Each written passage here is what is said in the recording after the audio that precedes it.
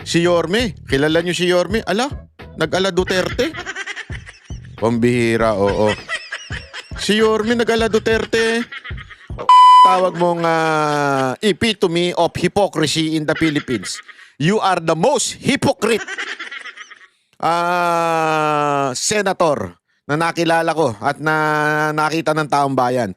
Kasi yung mismong pinaglalaban mo, freedom of speech, ikaw ngayon, nung ikaw nang tinamaan ay tila ngingiyak-ngiyak ka dyan. Pero ang tanong ng taong bayan, ito matinding tanong ng taong bayan, bakit masyado siyang affected? Hindi, sa dami-dami. Matagal na yan. Ako nga, matagal ko nang binabanatan yan dahil nga sa mga sablay, di ba? Mga hirit niyan, kung ano-ano, puro kasablayan, di ba? Pinupunan natin yan, lalo na pag nagpahiring yan sa Senado. Walang ginawa ko, hindi magbasa ng bagbasa. Di sana, paupuin mo lang yung sekretary mo. O yung abogado mo na lang ang umupo dyan, wag na ikaw. Narito ang Balitang Pinoy TV.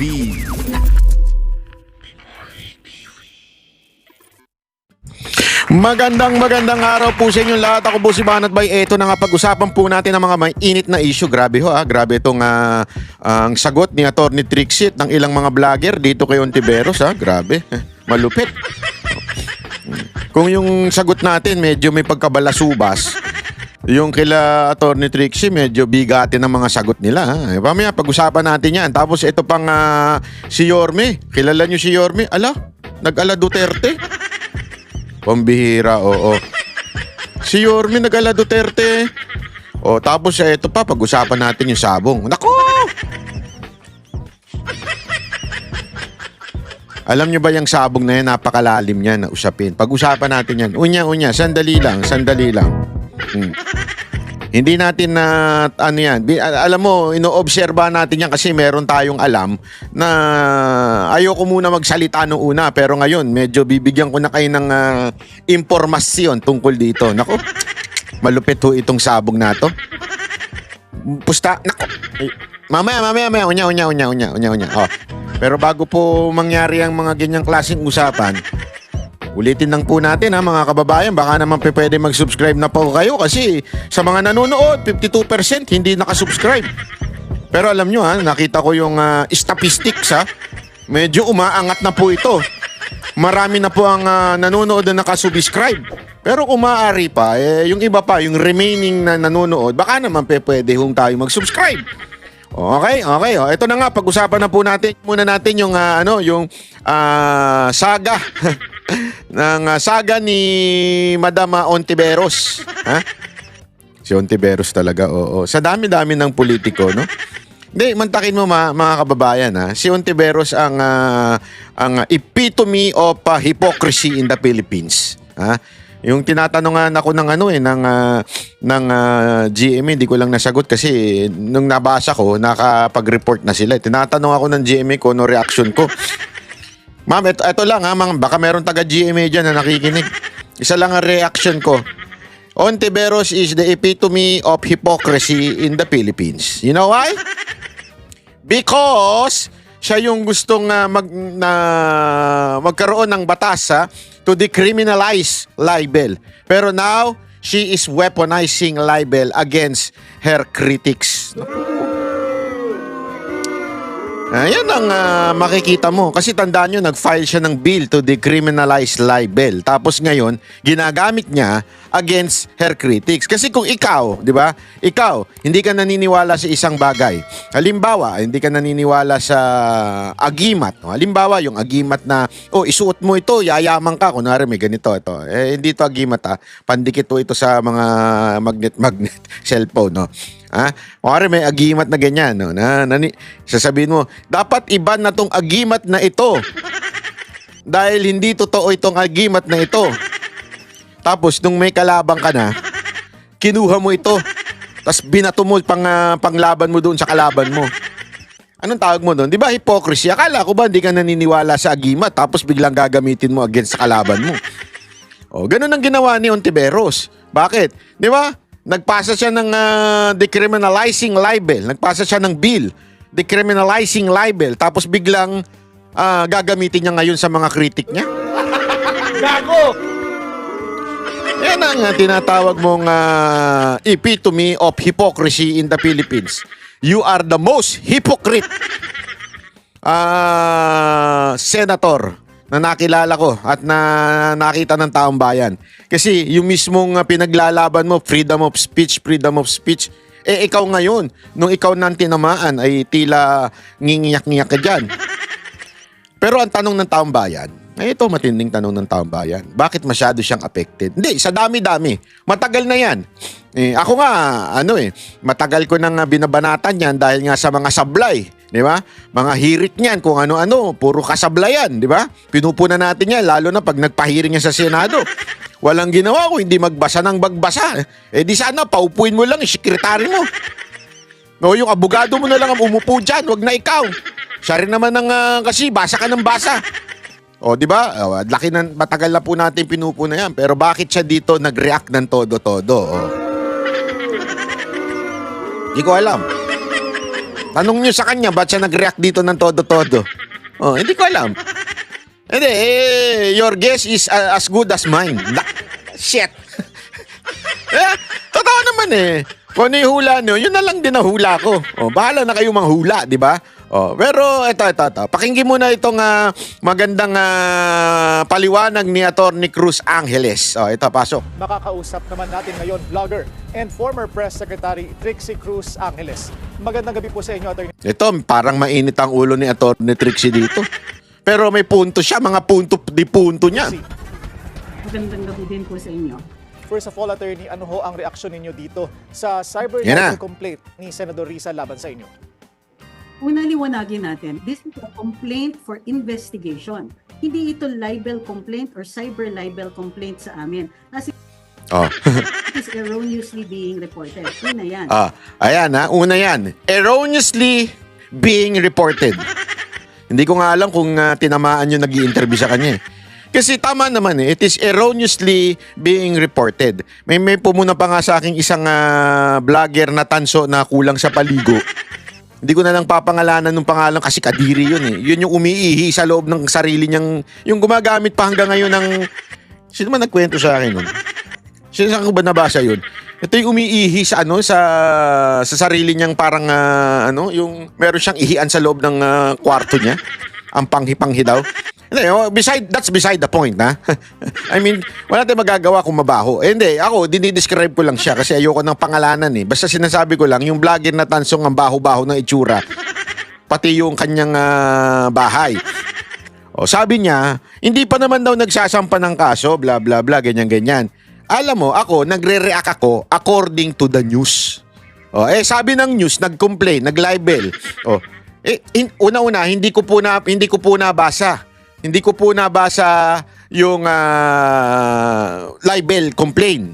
Ang naano ko lang is naririnig ko lang sa balita. Okay, nakita ko lang sa balita. So, okay, fine. So, yun na lang ang diniscuss ko. Yun pala, sinasabi ni Atty. Trixie dito, it was not a libel complaint. At napag-alaman ko din through, kasi nag-research na tayo Tiningnan natin kung inalam natin kung ano ba yung final. Yung pala, it was not a filing of a case. Kasi sa NBI lang final. NBI is not a court. Ano lang po yun? Para bagang nag-file lang siya ng reklamo. Nagre-reklamo lang siya para siyang pumunta sa pulis. On this instance, ay pumunta siya sa NBI. At nire-reklamo niya kami. Umiyak lang pala. Hayop. Yun lang pala yun. Umiyak lang pala. Sinasabi, sabi nga ni Pulong. Sabi ni Pulong, cry baby daw. Yan ang sinabi po ni Pulong nagka-cry baby daw brat, parang ganon. Pakinggan niyo yung bagong interview ni Alvin dyan sa The Hague. In-interview niya, tinanong niya si Pulong kung ano masasabi niya doon sa mambabatas na nagdemanda. Sabi, cry baby, kung sila makabatikos, antindi, pero pag sila binatikos, iyak sila. Parang ganito ang ginawa ni Ontiveros. Umiyak lang. Pumunta sa NBA, tulungan niyo ako dito sa mga nagpapakalat itong video na ito. Gago! Nagigits nyo? Alam mo, eto Ano sa tingin ninyo ang dahilan kung ba't niya ginawa yan? Kasi nag-uusap-usap nga kami ng ilang kong mga kaibigan. Tinatanong, bakit doon siya pumunta? Bakit hindi na lang siya dumiretso sa korte? Bakit di na lang siya, alam mo yun, dumiretso doon? Bakit kailangan si NBI? Maybe because, maybe because wala naman siyang evidence. As a matter of fact, ang evidence nga niya, di ba, shared the video. Hindi naman sinay nila Atty. Trixie. Wala siyang kaebidensya. Ibig sabihin, nagpapahanap siya sa NBI ng ebidensya. Kaya nga sabi ng iba dito, nako, fishing expedition ang ginagawa mo. Naghahanap ka ng ikakaso sa amin. Alam mo, trabaho nyo yan. Trabaho ng abogado mo yan. Kung meron ba kaming sinabi na kakaso-kaso, taga-kakaso-kaso. Kaso-kasuhan yan eh. Hindi, kung meron bang maybe papasok sa probable cause na makasuhan kami. Alam mo, wala po. Kami po ay maingat at nagbibigay. As a matter of fact, the first discussion that I had with that is a news. Sa madaling salita, galing sa news. Yung aking first discussion. Kaya nga kasi alam mo, maingat po ako sa mga ganyan. Alam ko kasi yung mga style yun. Kaya nga ang kinuha ko galing sa news. Doon ako nag-react until ipinlay na natin yung video. Pero the reaction was first doon sa news. So what's my point? Kung sabi nga, sabi ni I think, correct me if I'm wrong, I think it was Sas. Sabi ni Sas, kung kakasuhan nyo kaming nag-react dyan sa video na yan o nagbalita sa video na yan, di kasuhan nyo rin yung mga mainstream media na nag-share at nagbalita niyan. As a matter of fact, mas kumpleto pa nga yung kanila. Sa amin is purely reaction and saying na, hoy, madam, you should answer this. Or better yet, call this sa Senado, isubpina mo ito sa Senado. O pag hindi pumunta, i-cite in contempt mo. Di ba? Tapos ipahuli mo, utusan mo ngayon yung mga Senate Sergeant of Arms o kaya kahit nga kapulisan, you can ask for assistance. Ipahanap nyo ito, ipahuli nyo para bitbitin sa Senado. Yun ang aming sinasabi. As a matter of fact, yun ang ating challenge. Hanggang ngayon, ano ginawa niya? Umiyak lang.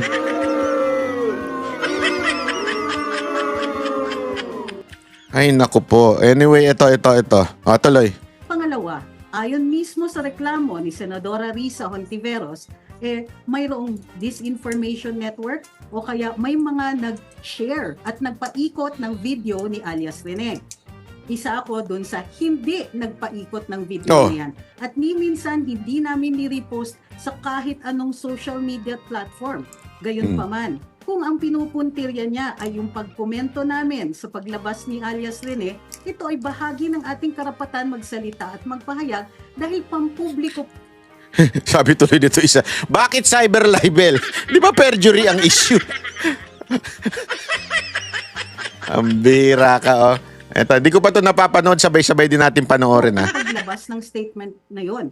But in spite of that, pinost din namin ang kasagutan ni Senadora Risa at nag-post din kami tungkol sa kanyang press conference kung saan inilahad rin namin ang kanyang panig. So, ang tanong, bakit dun pa lang, nagre-request pa lang siya for investigation, itinatawag ng kami na nag-circulate ng mga videos nitong taong to. Simple lang naman mag-search sa internet. Pagka nakita na hindi kami, para makita na hindi kami nag-share ng kahit anong video. Grabe yung yung pagano ni Atty. Trixie. Simple lang naman ang mag-search. Ba't di nyo ginawa? Gago! Ay, nako, which is true mga kababayan, di ba? Simple lang naman, bakit di nyo pagawin? Ano ba to? Anong ginagawa nyo? Itong nagtatawag na alias Rene. In the first place, attorney, kilala niyo ho ba ang nasa likod nitong Pagtanggol Valiente account? Actually, hindi ko kilala either that account o mismong itong si alias. Sino ba yung anong pangalan yan? Pagtanggol? Baka may taga-pagtanggol yan. Hindi. Alam mo, yan, dyan ako pabor. Dapat, yan ang hinahanap ni Risa Hontiveros. Hindi kaming mga nag-react. Ewan ko ba? Pwede namang mag-research. Hindi, eto ang alam ko, NBI can ask Facebook or YouTube kung sino yung nasa likod ng identity. Ako nga, sabi ko nga sa inyo paulit-ulit eh. Kung ako lang senador, hindi ako senador, pasensya na, pero isa ito sa mga bill na gusto kong magkaroon. Dapat, nagpapasa talaga ng ID ang mga, o i-require ang ID ang mga social media accounts. Siyempre, hindi sa atin, sa ibang bansa. I-require natin sila na kailangan may ID ang bawat account para kung sakasakali magkaroon ng ganito mga instances, madaling i-pinpoint, di ba? Kung sino yung nag-upload. Ganun lang kasimple. Kasi ang anong ginagawa mo, hinahanap mo yung nag-upload, kami ang tinuturo mo. Anong alam namin? Kami mga simpleng mga vlogger lang. Simpleng mamamayan lang kami na gusto lang namin mag-react at magsalita tungkol sa mga napapanood namin sa news. Di ba? Ganun lang naman yun. Yes, Rene. Ngunit sinubaybayan pa rin naman natin yung saga na yan dun sa Senado. Although not even very much. Kukunti lang ang mga dati naming mga posts tungkol dito. In fact, 0. Pero nung pagpahayag nitong si alias Rene tungkol dun sa kanyang pagbabaliktad, di natural magkukomento ang mga tao dahil pampubliko naman yung pag-post nitong video niya. Ano ho ang mga susunod ninyong hakbang tungkol dito sa legal action ni Senador Risa? Tignan po muna namin kung kami ba ipapatawag ng NBI tungo dito sa sinasabi niyang reklamo. Ngunit isang cursory na pagbabasa lang doon sa aming mga posts o sa social media platform namin o kahit panoorin nila yung mga Facebook Live na ginawa namin tungkol dito, we had been fair. In fact, pinuri pa namin si Senadora Risa dahil tama yung kanyang pagpuntirya doon sa mga sinabi ng alias Rene sa kanyang video. Maaari namin gawing available ito kay Senadora kung siya lang po ay nagtanong sa amin. Sana hindi ganito. Sana hindi siya nagko-conclude at naglabas na kaagad ng mga pangalan, hindi pa pala sila nakakabasa ng aming mga social media posts. Ano Yun. po ang nakikita ninyong implication sa mga vlogger tulad ninyo dahil dito sa legal action ng Senadora? Actually, ang nakikita namin dito ay may ilang mga government officials na nasasanay na gawin kaming whipping boy. Kami Yan. na lang parate. Kami.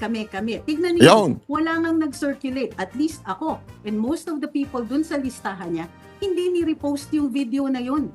Pero unang-una kaagad kami ang pinupuntirya dito. Tandaan po natin, may Parang alam mo, meron niyang nagsabi sa akin, parang kung sino yung mga nakasulat doon sa sa TRICOM, kinukuha lang nung ito yung mga nando sa TRICOM. Ito yung natin, puntiryahin na. Para bagang meron silang master list. Hindi ko alam may nagkwento lang sa akin ito kung totoo ito Para bagang meron silang master list na, oy, ito na yung mga kalaban natin. So every time na meron kayong kakasuhan, ito na, kasuhan nyo na lang ito ng kasuhan. Parang ganun Parang ganun ang, ewan ko kung ganun. Kasi may punto si Attorney Trixie. Hindi nga sila nag-share Tataka nga ako Hindi. Iba-iba naman kasi kami ng porte, iba-iba. Alam mo, kahit nga ako meron nga yung meron nilabas yung hindi ko na lang babanggitin, hindi ko na pasisikatin kasi hindi mo pinansin. Merong nilabas yung, ano ba ito? I think it was correct me if I'm wrong I think it was Philippine Star na nagsabing kasama ako sa mga pro-China vlogger. Nung pinanood ko yung video, paano ako naging pro-China vlogger? Doon sa video, wala namang ako sinabi. Basta binanggit lang yung pangalan ko. Anak ka ng wewe, Nagigets yung ibig ko sabihin na halatang halata. Sabi ko, halata talaga. Halata na yung ninyo na basta lang, gusto nang ninyong makasama, basta lang, si Banat ba yan? Malupit siya. Hindi, totoo, parang ganun ang dating ano yan si Banat Bay? So, anuhin natin yan. Parang ganun di ba? Ewan ko, bakit para bagang lahat ng sila ganun ang nasa isip. Ay, nako. Anyway, sana lang tignan talaga na maigi at pag-aralan. Magsalita, magpahayag. At kung tama naman ang sinasabi, ano ang ikinagalit ni Senadora Risa dito? Gayunpaman, karapatan niya na magpa-imbestiga, karapatan niya mag-file ng kaso kung sa tingin niya aggrieved siya. Kung sa tingin niya siya po ay nasira o siya po ay naakusahan dito unfairly. Wala kaming problema doon. Ang problema, yung kanyang paglalahad, pagsasabi na bahagi ng misinformation network o kaya nag-circulate ng mga video nitong taong ito, then konting checking naman sana. Attorney Trixie, for context, ano ho ba yung inyong komento in the first place tungkol doon sa video? Doon sa video, kasi medyo live kasi yun eh. Sinabi ko, bago namin tinalakay, sabi ko, may naglabas ng video na ganito. Ito ang summary. Pero, Eto, papakita naman natin yung reaction na baka kasi sabihin ninyo, kasi kasama yan si Attorney Trixie sa mga kinasuhan. So, Ito, ang papag-usapan po natin ito. for Wait today lang, is ha? the most Hindi ko recent na-prepare, development.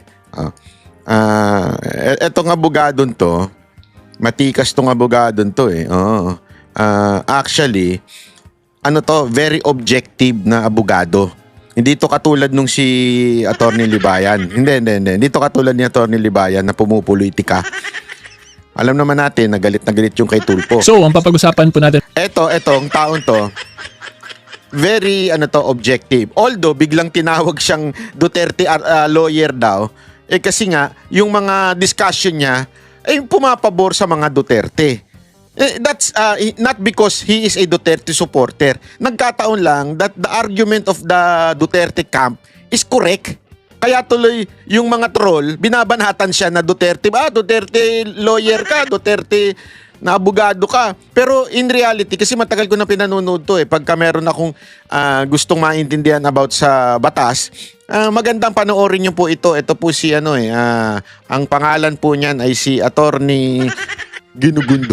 Biro lang. Naalala ko tuloy mga pelikula ng mga kabataan natin Ay, kabataan nga pala. Ako lang ang matanda dito. Ayan. Ang pangalan niya si Attorney Neil Abayon. Okay?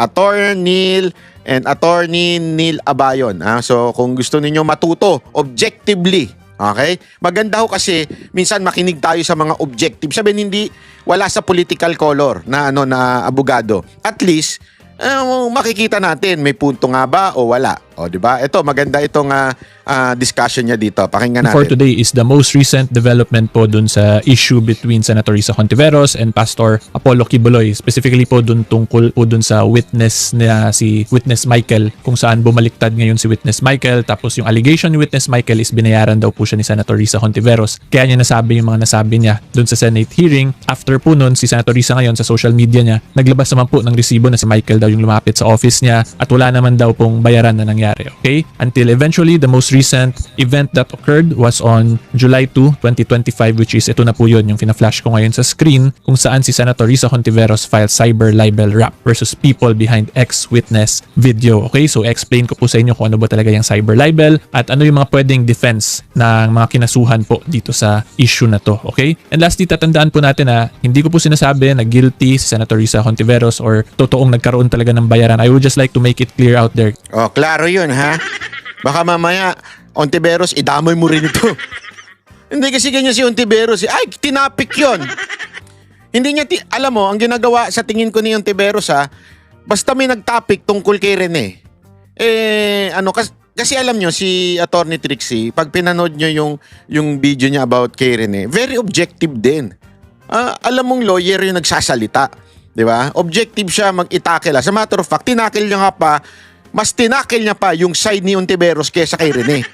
Di ba? Pero eto, ganun din. Nililinaw na lang niya. Baka mamaya kasi kasuhan din to ni Hontiveros Wag naman. Ikaw naman, porque ginamit ko, kakasuhan mo na rin. Kasi minsan yung mga ibang tao po or ibang viewers ko is medyo parang fanatic po kayo sa mga certain political figures. Therefore, kung yung explanation ko, yung legal explanation ko is hindi pabor dun sa political figure na sinusuportahan ninyo in relation po sa legal issue na lumalabas dito sa public matter na pinapag-usapan natin, tingin nyo na mumulitika daw ako. Hindi po ganun yun. Okay? I am simply explaining po the law that applies dito sa mga legal issues na pinapag-usapan natin in relation sa mga public events po or current events na binabalita po ng ating mainstream media. Okay? In other words, this is a legal educational video. Kung tingin po ninyo this is a political video, wala na po akong magagawa doon. But at the end of the day, Huwag ka mag-alala, Attorney Neil.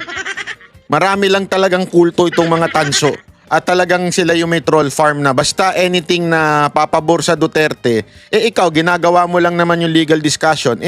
Alam mo, si Pangulong Duterte at si VP Sara Duterte, grabe yan pagdating sa batas. They really follow the law.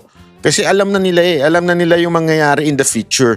So, eto, dinidiscuss niya siguro yung mga tungkol sa batas, nadadalik. Ako nga, sabi ko nga sa inyo anything, basta nasa batas, dun tayo, di ba?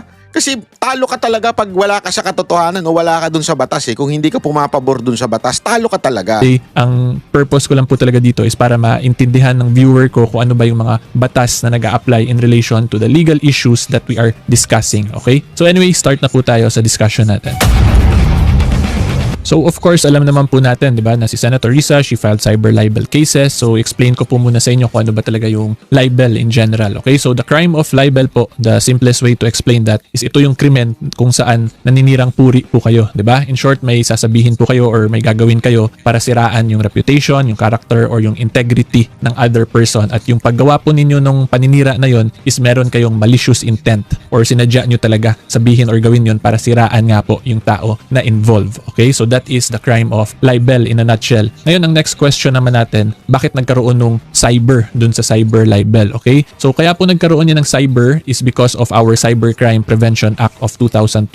So under the Cybercrime Prevention Act po natin, lahat po ng mga, hindi po lahat, certain criminal laws po natin under the Revised Penal Code, one of which is our libel laws, if it is going to be committed through digital means, magiging cybercrime na siya. Okay? Therefore, since yung dito, yung allegation po ni Senator Risa is siniraan daw yung reputation niya at nung Senate at nung staff niya via dun sa video at pagpakalat ng video, since ginawa po yun via social media, therefore digital means yun, kaya po yung final niya na case is cyber libel. Okay, ganyan po yan. In other words po, the crime of cyber libel is the crime of libel committed only via digital means, one of which is via social media sa Facebook, YouTube, TikTok, so on and so forth. Okay, so yan po yung krimen.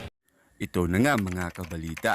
Ano na ang masasabi nyo patungkol sa balitang ito? Please comment down below mga kabalita. Pag-usapan natin yan sa comment section. At kung di ka pa nakasubscribe sa ating channel, baka naman